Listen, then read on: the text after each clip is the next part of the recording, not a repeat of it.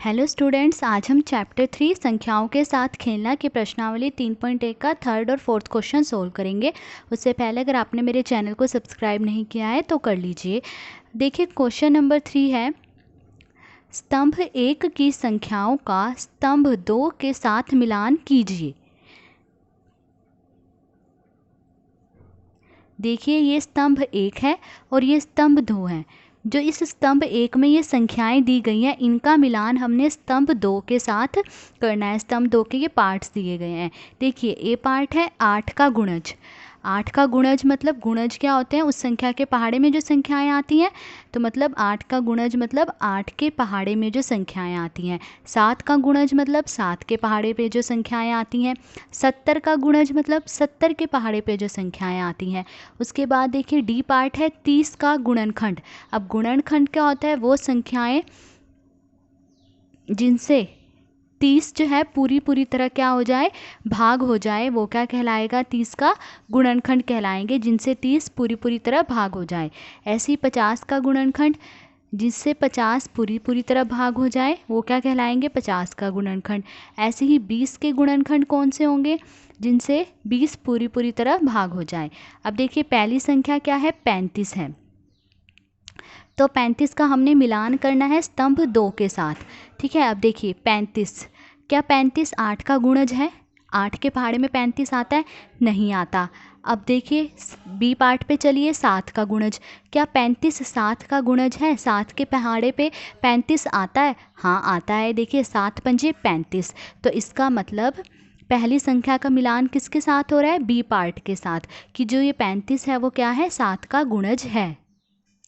तो पहली संख्या किसके साथ मिल रही है, बी पार्ट के साथ। अब दूसरी संख्या देखिए 15, फिर हम ए पार्ट पे जाएंगे दोबारा। क्या 15 जो है 8 का गुणज है? 8 के पहाड़े पे 15 आता है? नहीं आता। ठीक है, अब बी पार्ट पे जाएंगे। बी पार्ट तो देख लिया, 35 और इसका तो मिलान हो गया। तो अब सी पार्ट पे चलेंगे। देखिए 70 का गुणज, क्या 15 जो है 70 के पहाड़े पर आता है? नहीं आता। तो उसके बाद डी पार्ट पे जाएंगे। क्या 15 30 का गुणनखंड है?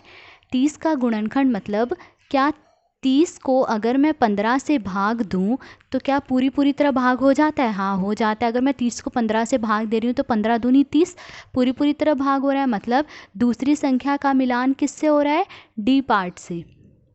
तो दूसरी संख्या का मिलान किससे है, हो रहा है, डी पार्ट से। ठीक है, अब देखिए तीसरी संख्या क्या है, 16। 16 देखिए ए पार्ट पे जाएंगे। क्या जो 16 है वो 8 का गुणज है? क्या 8 के पहाड़े पे 16 आता है? हाँ आता है। देखिए 8 एकम 8, 8 दूनी 16, तो इसका मतलब तीसरी संख्या का मिलान किससे हो गया, ए पार्ट से। तो तीसरी संख्या का मिलान ए पार्ट से। अब देखिए चौथी संख्या क्या है, 20। 8 का गुणज भी हो गया, ठीक है, 7 का गुणज भी हो गया, ए और बी पार्ट भी हो गया। अब सी पार्ट पे देखिए, चौथी संख्या 20 है। क्या जो 20 है वो 70 का गुणज है? 70 के पहाड़े पर 20 आता है? नहीं आता। ठीक है, अब डी पार्ट पे देखिए, क्या जो 20 है वो 30 का गुणनखंड है? मतलब क्या 30 को अगर मैं 20 से भाग दूं तो पूरी तरह कटता है? नहीं कटता। और वैसे भी डी का मिलान तो किससे हो चुका है, दूसरे वाले पार्ट से हो चुका है, तो ये भी नहीं होगा। अब ई पार्ट पे देखिए, क्या जो 20 है वो 50 का गुणनखंड है? मतलब अगर मैं 50 को 20 से भाग दूं क्या पूरी तरह कट जाता है? नहीं कटता। ठीक है, शेष बच जाता है। तो इसका मतलब इसका मिलान, चौथी संख्या का मिलान ई से भी नहीं होगा। अब देखिए अगला पार्ट क्या है, क्या ये जो 20 है 20 का गुणनखंड है? हाँ है। क्यों? क्योंकि अगर मैं 20 को इस 20 से भाग दे रही हूँ तो पूरी तरह कट जाता है। तो इसका मतलब संख्या जो ये है, चौथी संख्या का मिलान किससे हो रहा है, एफ पार्ट से हो रहा है।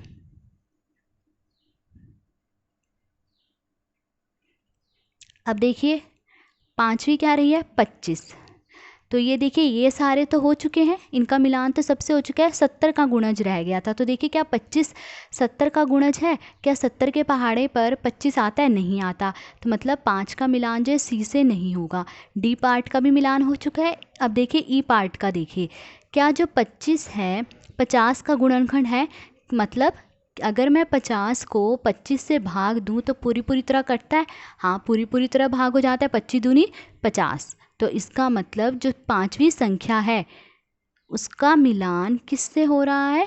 ई पार्ट से। तो ये था थर्ड क्वेश्चन। इसमें क्या करना था? स्तंभ 1 की संख्याओं का मिलान स्तंभ 2 के साथ करना था, वो हमने कर दिया। अब क्वेश्चन नंबर 4 करेंगे। फोर्थ क्वेश्चन देखिए, 9 के सभी गुणज ज्ञात कीजिए जो 100 से कम हो। इस क्वेश्चन में हमें 9 के वो गुणज बताने हैं जो कि 100 से कम हो। तो 9 के गुणज क्या होंगे? 9 के पहाड़े पे जो संख्याएं आएंगी वो क्या होंगे? 9 के गुणज होंगे। तो देखिए 9 के पहाड़े पे कौन सी संख्याएं आती हैं? 9 एकम 9, 9 दूनी 18, 9 तिये 27, 9 चौके 36, 9 पंजे 45, 9 छिके 54, 9 सत्ते 63, 9 अठे 72, 9 निमे 81, 9 धया 90। ठीक है, फिर उसके बाद 9 को किससे गुणा करेंगे? 11 से। ठीक है, 10 तक तो कर दिया ना 9 को गुणा, 9 गुणा 10 90। अब 9 गुणा 11 क्या आएगा? 99। तो 9 के सभी गुणज ज्ञात करने थे जो कि 100 से कम हो। तो देखिए 99 तक ही करेंगे, क्योंकि अगर मैं 9 को 12 से गुणा करूँगी तो क्या आएगा? 9 गुणा 12 108 आ जाएगा ना, 12 निमे 108। तो इसका मतलब हमें कहाँ तक निकालना है? बस 99 तक, क्योंकि 108 तो 100 से ज़्यादा हो रहा है, हमें 100 से कम तक के निकालने हैं। तो 99 तक। तो 9 के वो सारे गुणज जो 100 से कम हैं वो कौन से हैं? ये हैं। ठीक है, तो आज हमने थर्ड और फोर्थ क्वेश्चन सोल्व करा।